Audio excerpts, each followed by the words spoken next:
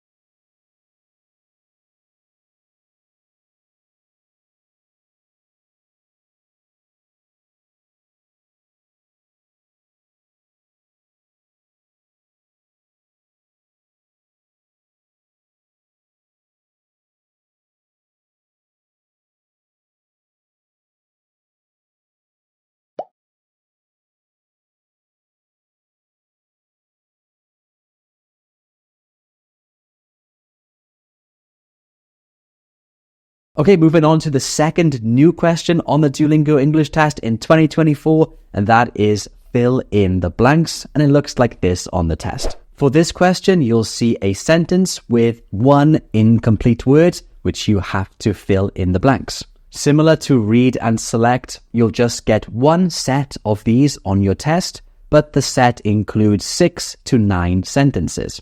You get 20 seconds per sentence, and it contributes to your literacy and comprehension subscores. As for tips and strategies, here's what I suggest. I suggest you read the whole sentence first before you begin typing. This will allow you to understand the topic and context of the sentence, which will help you to complete the word correctly. After you've read the sentence once, try to answer instinctively. Since you only have 20 seconds, it's better to follow your first instinct and type out the word that you initially think it is.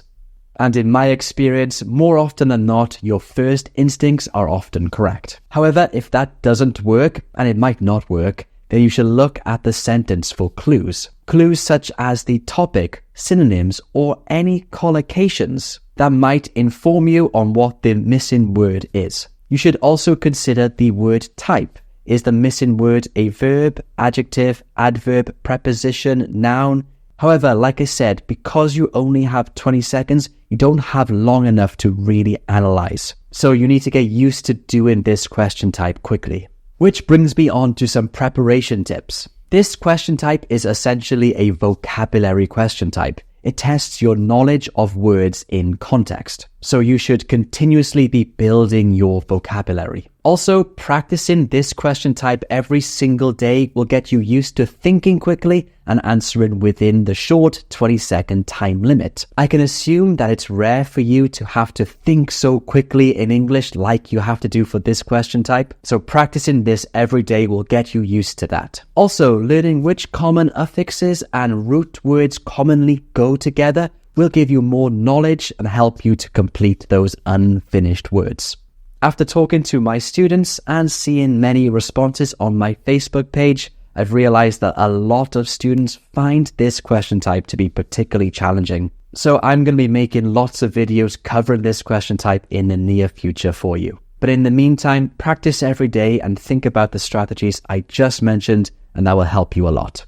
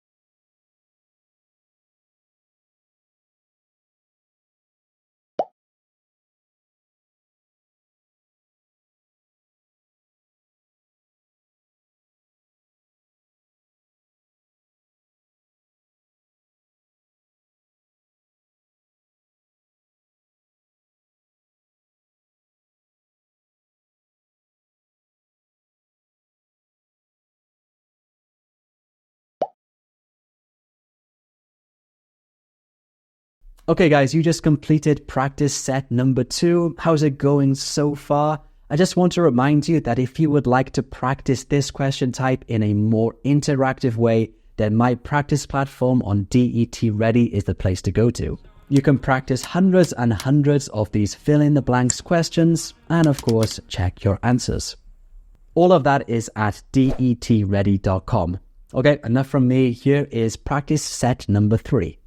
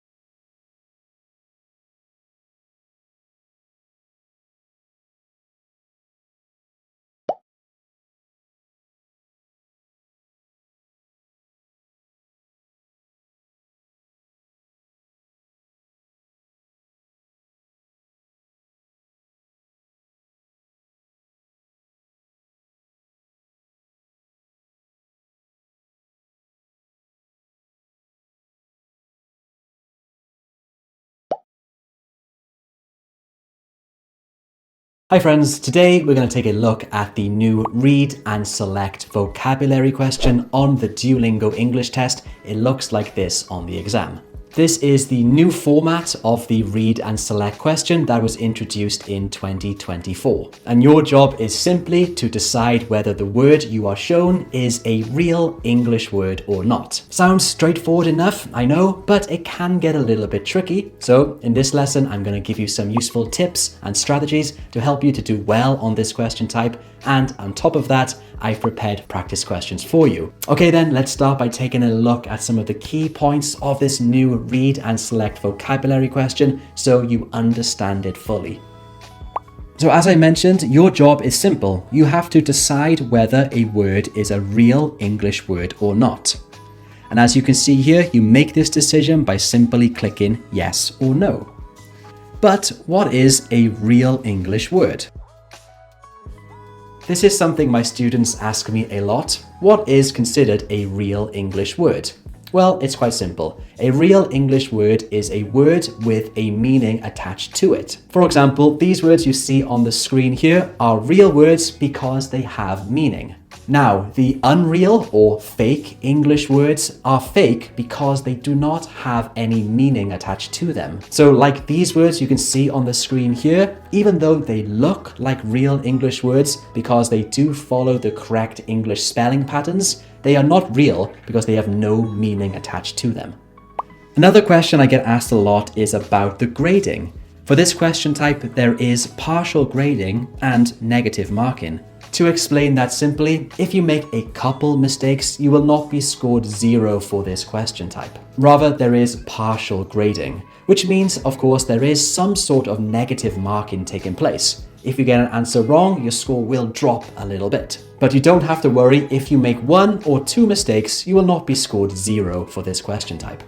For frequency, you will get one set of between 15 and 18 words. And for each word, you only have 5 seconds to decide whether it's a real word or not. And the subscores this question type contributes to are your literacy and comprehension subscores. Okay, now you understand this question type well, let's jump into some tips and strategies to help you to do well when you're taking your exam and for your preparation. My first tip is for you to only select yes to the words you are confident are real English words. And you should avoid selecting yes on words you do not know. Basically, it's almost impossible to guess whether a word is real or not. If you know it is because you know the meaning, select yes. Otherwise, I think it's best for you to assume that it's not a real word. For example, this word here looks just like a real English word, but like I said, it has no meaning attached to it, so it's not a real word. Don't select yes for all of the words. Of course, this might seem obvious to you, but some of my students ask me this question. Can you just select yes on all of the words? And of course, the answer is no, you can't do that. Because even though you will choose all the real ones, you'll also choose all of the fake ones, which will lower your score. Now, since you only have 5 seconds per word, you don't have time to think. So instead, you should act instinctively. And the next word appears as soon as you've answered, as you can see here.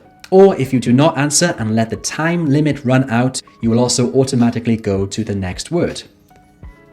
Of course, if you don't answer yes or no, then your answer will be scored as incorrect. This one is very important. Don't get stressed. You will not be scored 0 if you make 1 or 2 mistakes. I've actually met a lot of students that get really stressed out if they make 1 mistake or are not sure if they've answered correctly or not. And if you get stressed out, you'll not be able to perform at your highest level. So if you make 1 or 2 mistakes, try to stay calm and stay positive. Don't get too stressed out about it. For preparation, you should be focusing on building your English vocabulary. That's the only way to prepare for this question type. There are lots of ways you can build your English vocabulary. You can read books, watch TV shows, use the Duolingo app, or you can also look at word lists like the one you can see here from the Oxford Learner's Dictionary. I'll put a link to this below in the video description. Word lists like these are helpful because the vocabulary is usually put into levels. The ones you can see right here are considered a B2 level. So what you could do is go through these words on this word list and just check off how many you know. Then you can compare it to the Duolingo scoring criteria. So the Duolingo test equivalent to a B2 English level is somewhere between 100 and 125. And of course, you should be practicing every day.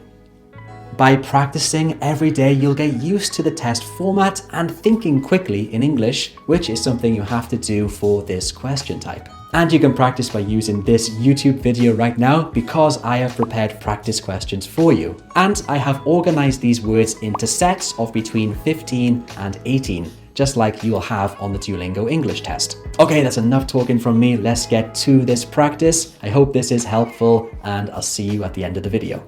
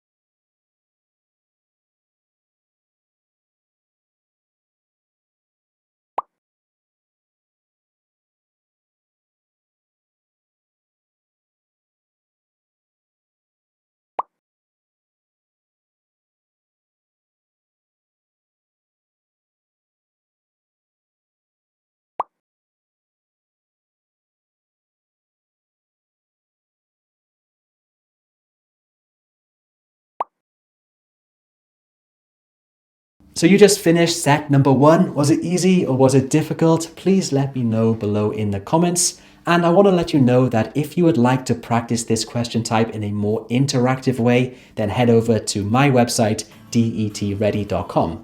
You can practice thousands of questions on this practice platform, and of course, you can check your answers immediately. DET Ready has all of the questions on the Duolingo English test, including the newest ones that were introduced in 2024. So if you're interested, there's a link below in the video description, or head straight over to detready.com. Okay, here is set number 2.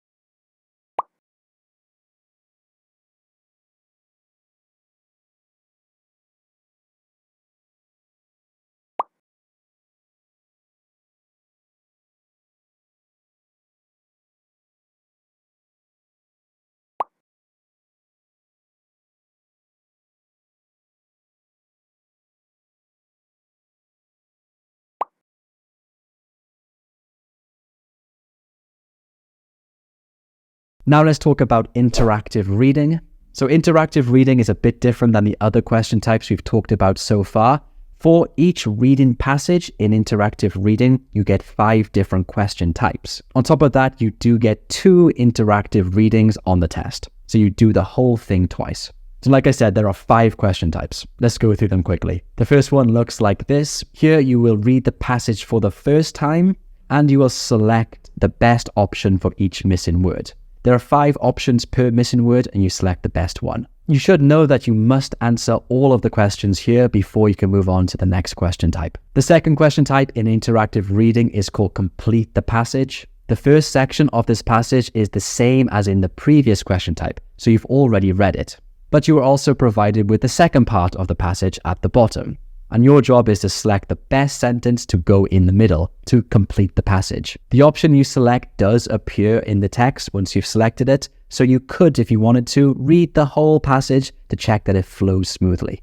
Next up, we have highlight the answer. This tests reading for specific information. Basically, you're given a question and you have to find the correct information in the text.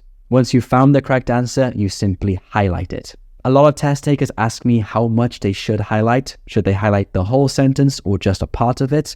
And the answer depends really. The amount you should highlight really depends on the question. But you should try to answer only what is necessary. So that could be a whole sentence or maybe just 1 or 2 words in a sentence. But just try to focus on highlighting what is necessary. And you should know that you actually get 2 of these questions per reading passage. Moving on to the next one, it's called identifying the idea. Basically, this is a main idea question where you read the passage as a whole and choose what the main idea is.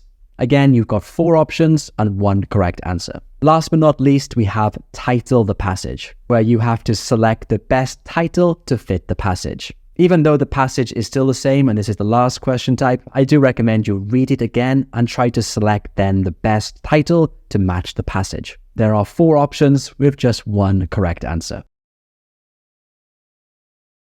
In this video, we're going to practice these new interactive reading questions. These questions are new on the Duolingo English Test, so I think practicing them on this video will be really helpful for you. And just in case you're new to this test, this interactive reading question goes like this. You have 1 passage to read like this, and you have 6 different questions to answer. The first question is complete the sentences, then complete the passage, highlight the answer, identify the idea, and title the passage. And you only have between 7 and 8 minutes to complete all of these questions, so you've got to do it pretty quickly. So this video is a practice video to help you with these questions. Of course, this is just a YouTube video, so you're not able to click next on this video to jump to the next question like on the real test. But if you want to practice that, you should visit my website, detready.com, because we have a practice platform with these new questions on it. And you can practice all of these reading questions, including this highlight the answer one, where you have to read the question and highlight the answer in the text. There is a free and a paid version for this practice platform. You can find a link somewhere down here in the description. But anyway, let's jump into this practice and let's start with passage number 1. Remember, you'll have 6 questions and between 7 and 8 minutes to complete them. If you found this practice video helpful, please write yes below in the comments. Okay, here's the reading practice number 1.